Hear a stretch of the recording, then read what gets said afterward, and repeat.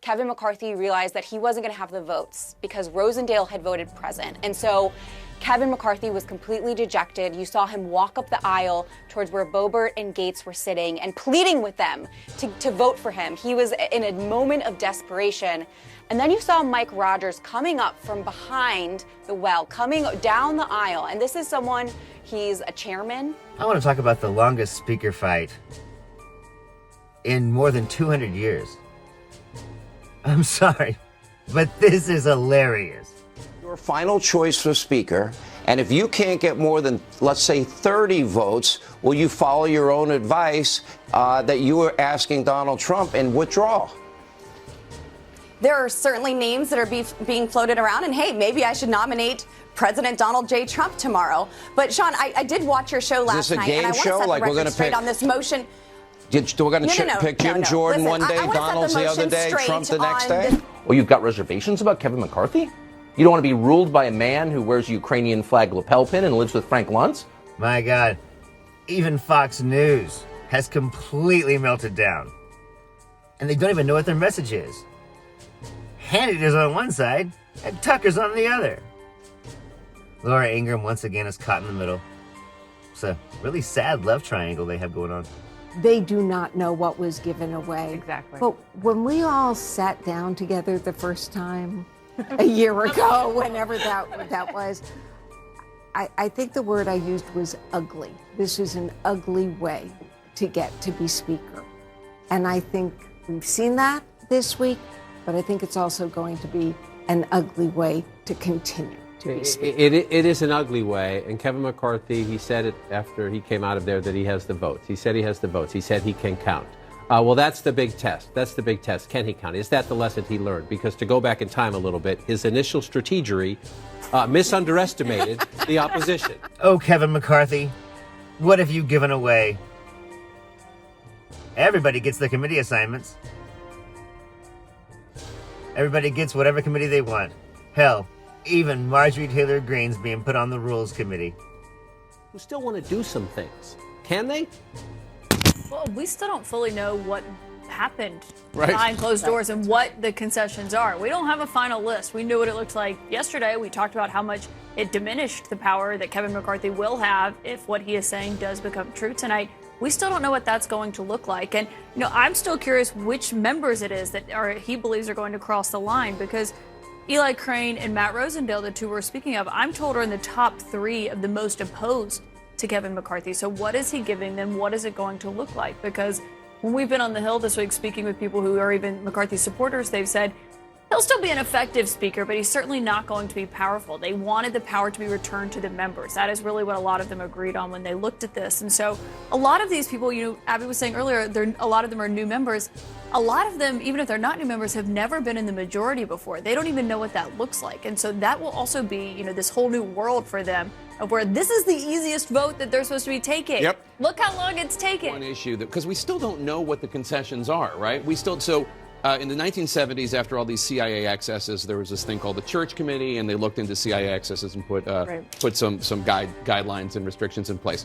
There is a desire among the Freedom Caucus folks and the rebels to have a church-style committee looking at the FBI and the Department of Justice. The big fear among establishment Republicans is that this is not going to be the Church Committee. This is going to be an effort by individuals who have defied congressional subpoenas during the January 6th investigation to actually obstruct justice from the with a gavel in their hands from a committee. I mean, there are real fears here. I debated even whether or not to make this video, because what else needs to be said that hasn't been said already? These people are a clown show, and this is ridiculous. Does anybody really believe that they're going to be able to govern when they can't even get their shit together when they're on national television? They're going to blow up the debt ceiling, and they're going to try to destroy America. What happened during that very, we'll just call it a heated moment that everyone leaned into their television screens to watch during that failed 14th vote? What can you tell us about that moment? That was just such an incredible moment. I've been covering Congress for 10 years. I have never seen anything like that on the House floor before. But we are learning new details thanks to my colleague Annie Greer, who is in the chamber and was also working her sources to figure out what happened. And in this moment, that moment is when Kevin McCarthy realized that he wasn't going to have the votes because Rosendale had voted present. And so Kevin McCarthy was completely dejected. You saw him walk up the aisle towards where Boebert and Gates were sitting and pleading with them to vote for him. He was in a moment of desperation.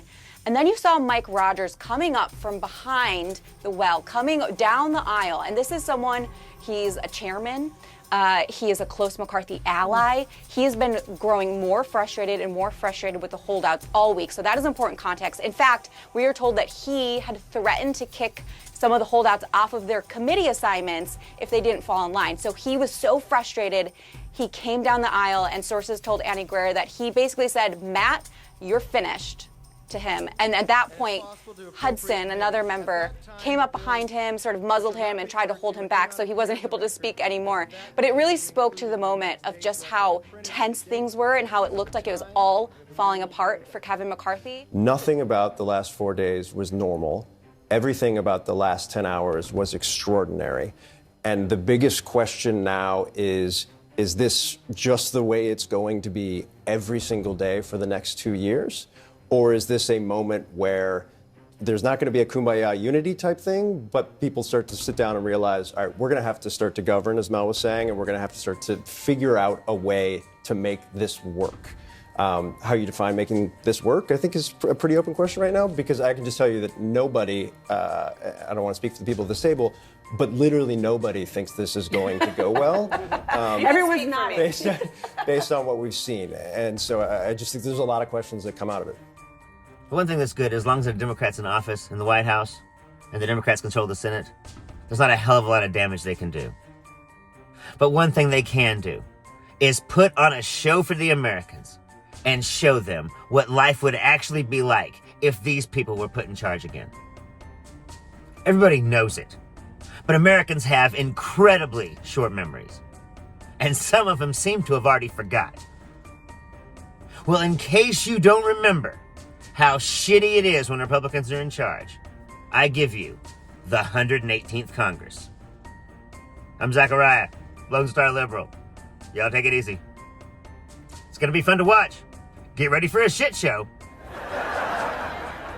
Former President Trump reportedly called House Republican leader Kevin McCarthy on Monday night ahead of the speaker vote and urged him to accept all of the Freedom Caucus's demands. But unfortunately, McCarthy told him hair gel in the water fountains wasn't feasible.